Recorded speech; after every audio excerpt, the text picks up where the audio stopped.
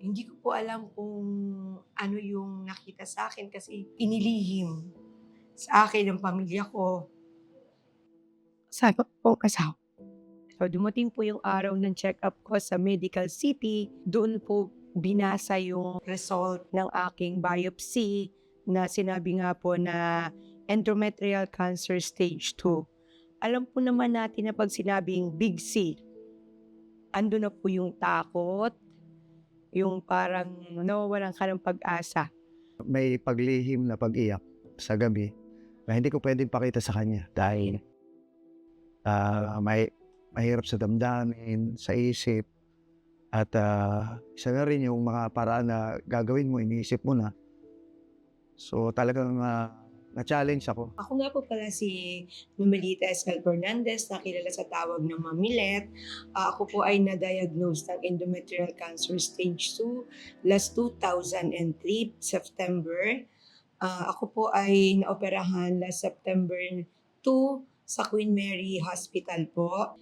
And hindi ko po alam kung ano yung nakita sa akin kasi inilihim sa akin ng pamilya ko sa pong asawa.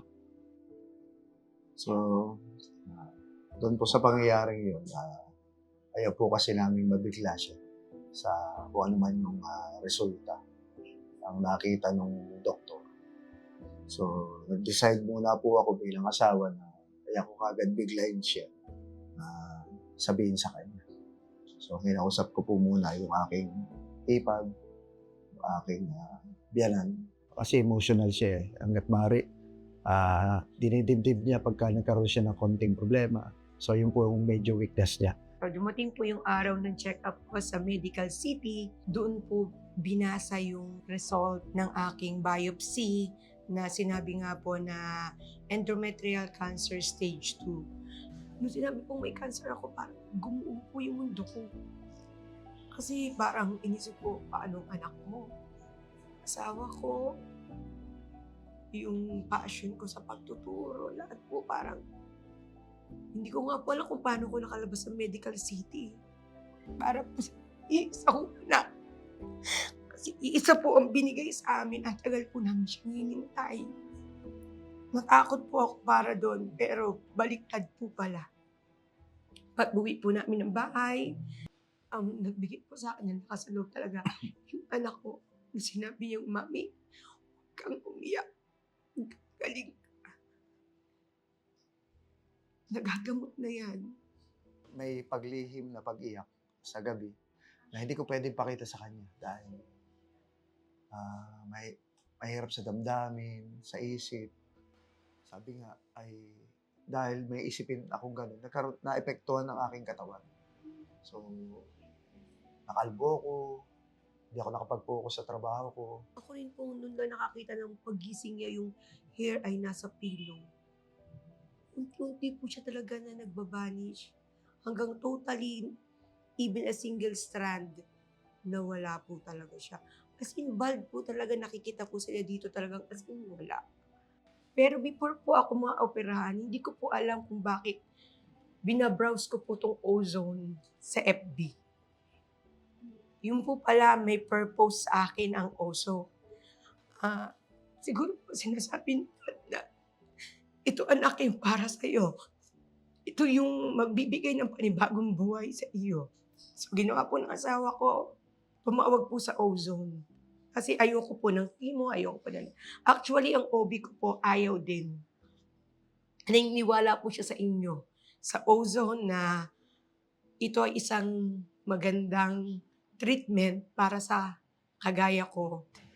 So, tumawag po siya ng Ozone, nakausap po namin is Ozone Batangas.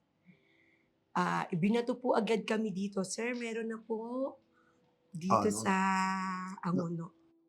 just so happen na siya rin pala na hindi ko alam na unexpectedly na yung palang sinearch niya ay gano'n din sa'kin. Na sabi ko sa kanya, may nakita ako na ozone dito sa Angono, Rizal, na napakalapit lang. Pinag-isa ni Lord yung aming, binigay sa amin. So, ginawa, tinawagan ko kaagad.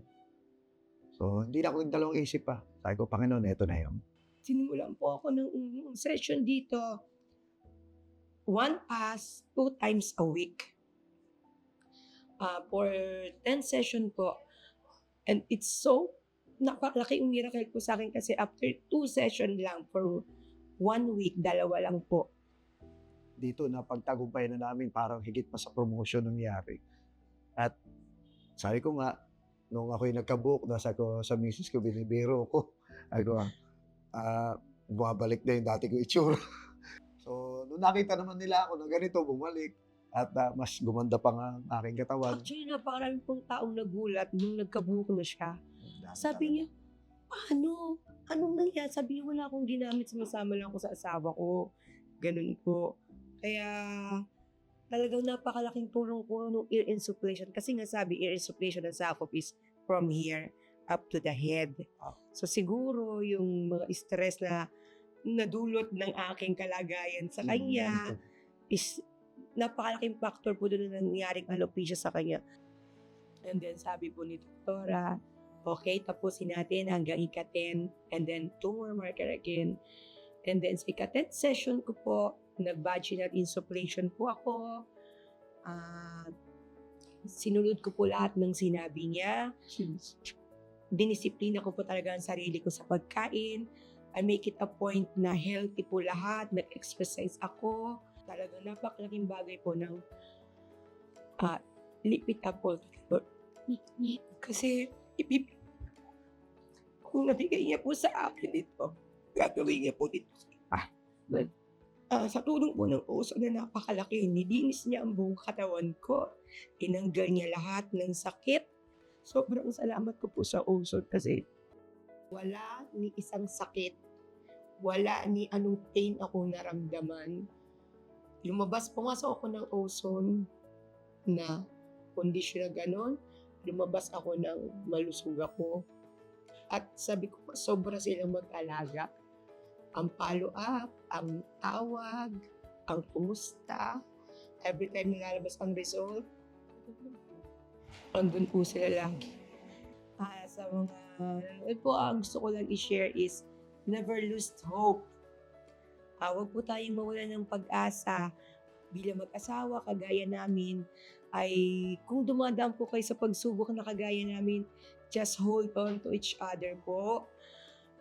Be always there side by side. And lagi po yung ilip kay Lord kung ano yun. Kasi ibibigay niya po yung pinagpe-pray natin, yung desire ng heart natin, much more than we deserve.